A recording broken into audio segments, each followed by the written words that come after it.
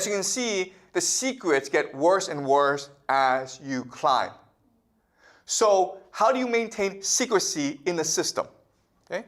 So there are two major mechanisms. Okay? The first major mechanism is incentives. Incentives. The idea here is the higher you climb, the more power you have. Okay? So these people in the middle, all they care about is maintaining their privilege. Okay? So does that make sense? Incentives. Okay? The higher you climb, the more invested you are. Therefore, you want to believe the lie. Okay? Then there's blackmail. So if you really want to climb to the top, you have to reveal your secrets too. So you can be blackmailed. Okay? And we talked about this, right? The idea of transgression. If you really want to climb to the top, you have to commit crimes with other people. So therefore, you can never betray other people. Okay? And the last thing that helps the system is confirmation bias. And the idea of confirmation bias is you just want to believe what you want to believe. Okay? People don't want to believe the government lies to them. People want to believe the government tells the truth. So we like to live in a fantasy world. Okay? So this is what keeps the system intact. Okay? So this is how secret societies keep their secrets. Does that make sense? Okay? Now the question then is, how is it that they're able to wield power? And the answer is, this structure is perfect for a bureaucracy. Before we talked about bureaucracies, right? How as society matures, it becomes more bureaucratic. Well, the problem is that bureaucracies become top-heavy. Too many managers. Also the idea of silos. So each department does its own thing. Okay? And as I said also, bureaucrats don't want to do any work. So imagine if you're a secret society, how much you can benefit from the system, right? Because you want to work because you want to achieve your vision. And you're able to work with other people secretly. Therefore, you're able to promote each other into positions of power. And because these departments are all siloed off, they're all independent, you're able to control the entire bureaucracy. Because you're able to coordinate, but they're not. Okay, does that make sense? So what we learn is that in history, as societies become much more mature, as they become much more bureaucratic, secret societies have much more power. And today, we are living in a heavily bureaucratic world, and therefore, these secret societies have more and more power. Okay? And does that make sense?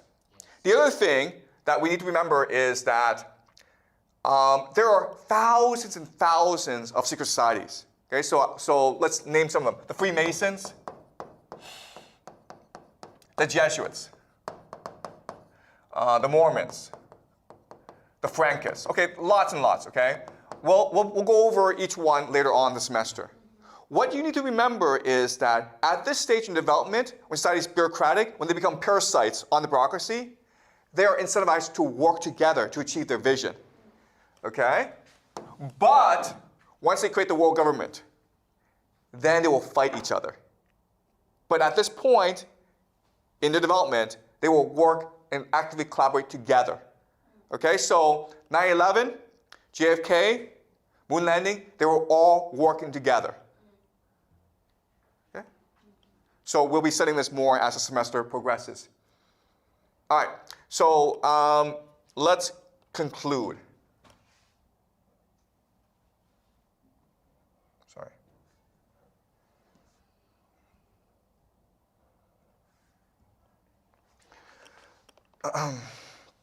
Okay, let's conclude. Okay.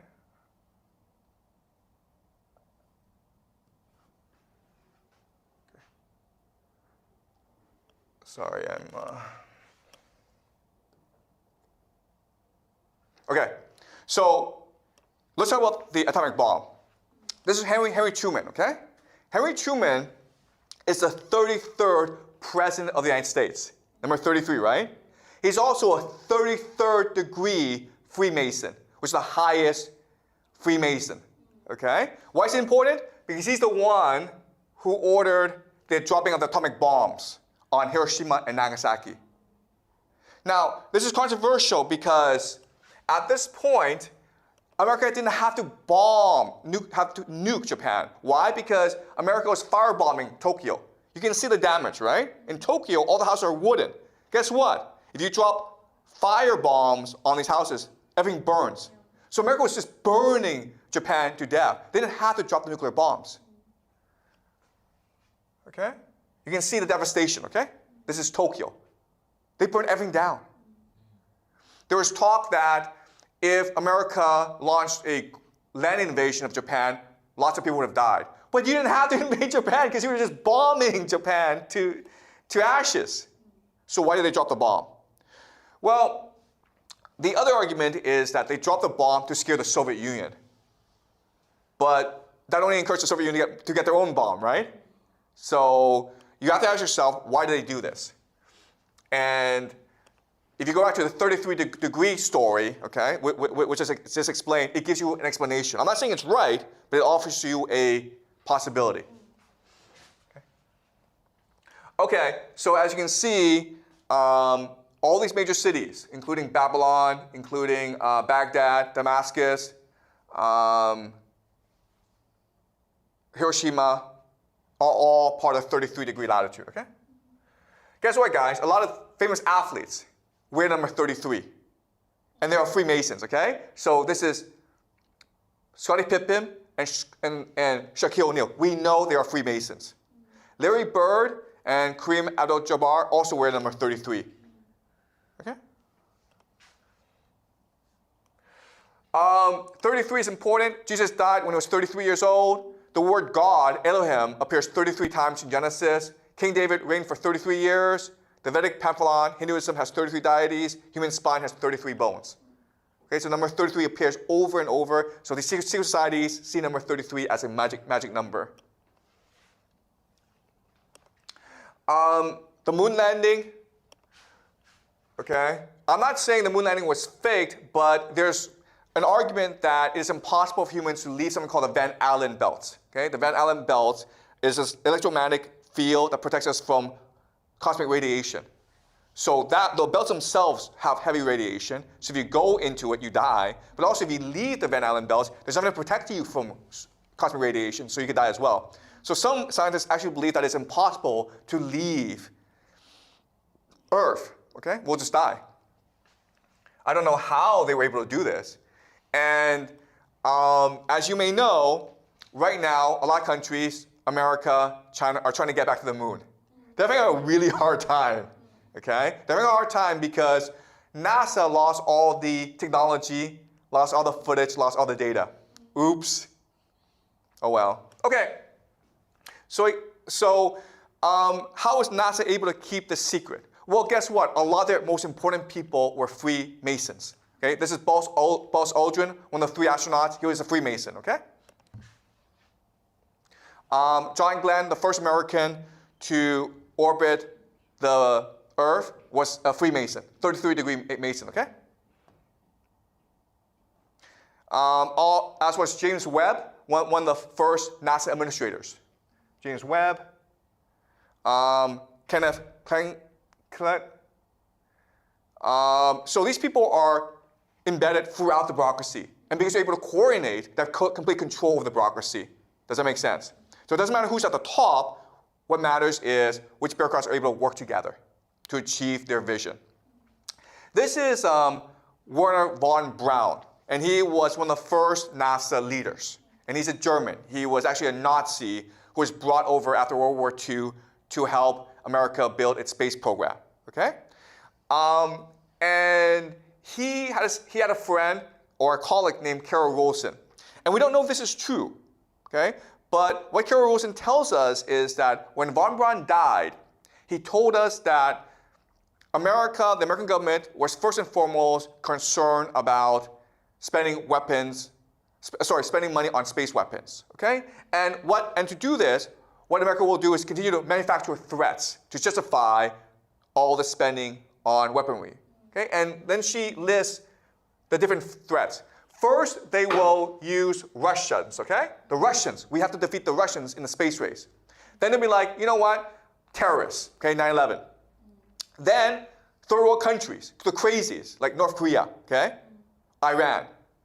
And then an asteroid. We need space weapons to protect the Earth from asteroids. And then the last thing is a fake alien invasion, okay? Aliens. Okay, does that make sense? Okay. So we'll talk about this later towards the end of the semester about a fake alien invasion, okay? That's part of the plan. And they've been seeding this for a long time. So I'll conclude by talking about different possibilities. You don't have to believe me, okay? In fact, there are, I think, 5 different possibilities as to what happened. Okay? The footage looks fake. So how to explain this? Well, the first explanation is it's real footage. And we just believe the government, okay? But we also need to believe that they lost all the footage, lost all the technology, lost all the data. Okay? That's possibility number 1. Just believe what the government tells you. Possibility number 2 is America went to the moon, but the astronauts discovered too many secrets on the moon. Like there are space aliens on the moon. They can't tell us, so they create this fake footage, okay? That's the second possibility. Third possibility is America went to the moon, but because of the lighting, because of the difficulty of filming, they couldn't actually take any footage. So they made it up to please the American people, okay? The fourth possibility is America went to the moon, but NASA decided to create this fake footage to fool the Soviets, right? Because if it's real footage, the first Soviets might be able to copy the technology, so we should just fake this thing and make fun of the Soviets, okay? Let's fool the Soviets. So the Soviets could not reverse engineer the success. Okay? That's also a possibility. Right? And the last possibility, of course, is America didn't go to the moon. And it's entirely your choice which possibility to believe, okay? I'm just proposing different possibilities out there. So how can we know the truth? Well, we can use game theory to logically deduce what happened. Okay, so let's use game theory. All right, so we know that NASA's Apollo program cost $26 billion between 1960 and 1973. That's almost $200 billion today. They spent all this money, they need to produce a result, right? This is almost like 4% of all government spending in America. That's a lot of money.